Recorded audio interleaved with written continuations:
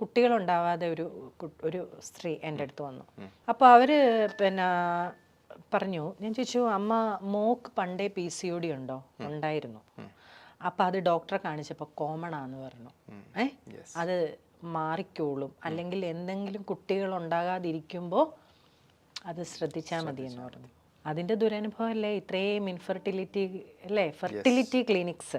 എൻ്റെ തൊട്ടപ്പുറത്ത് തമിഴ് ലേഡിയും ഞാനും കൂടെ പുറത്ത് പോയിട്ട് വരുമ്പോൾ അമൃത ഫെർട്ടിലിറ്റി ക്ലിനിക്ക് ഇങ്ങനെ വഴിനീള ക്ലിനിക്ക് ഉണ്ടപ്പോൾ ചോദിച്ചു, ഇത്തന്നെ ക്ലിനിക്കായെങ്കിൽ ചേച്ചി എന്ന് ചോദിച്ചു. അപ്പം ഞാൻ പറഞ്ഞു യെസ്, ഇവിടെ ഇതുപോലെ ഫെർട്ടിലിറ്റി പ്രോബ്ലം ഉണ്ട്. ഇപ്പോൾ ചോദിച്ച കാര്യം എന്ന് പറഞ്ഞാൽ നമ്മൾ കോമൺ എന്നൊരു ഫാക്ടറില്ല. എൻ്റെ അമ്മയുടെ ചേച്ചി ചെറുപ്പകാലത്ത് ഒരുപാട് പട്ടിണി അനുഭവിച്ച ആളാണ്. അന്നത്തെ കുടുംബത്തിൽ സ്ത്രീകൾ പട്ടിണി നല്ലോണം അനുഭവിച്ചിട്ടുണ്ട്. ഇപ്പോൾ 73 വയസ്സുണ്ട്, ഒരു അസുഖങ്ങളും ഇല്ല. പണ്ട് നെല്ലിക്ക തിന്നുമായിരുന്നു പുള്ളിക്കാരത്ത്. എപ്പോഴും പറയേ വീട്ടിലൊന്നും ഇല്ലെങ്കിൽ ഒരു നെല്ലിക്കായും വെള്ളയിലും കുടിക്കുമെന്ന് പറയുമായിരുന്നു. ഹെൽത്തിയാ, അയൺ കണ്ടന്റ്. നമ്മുടെ പിന്നെ അപ്പൂപ്പനും അമ്മമ്മയ്ക്കും ഒക്കെ അവരൊക്കെ ഇപ്പോഴും എന്തോരം ഭക്ഷണം കഴിയുന്നു, ഒരു കുഴപ്പമില്ല. അവരന്ന് കഴിച്ചിട്ടില്ല. നമ്മൾ ചെറുപ്പം തൊട്ടേ ഹെവി ഫുഡാണ് കഴിച്ചുകൊണ്ടിരിക്കുന്നത്.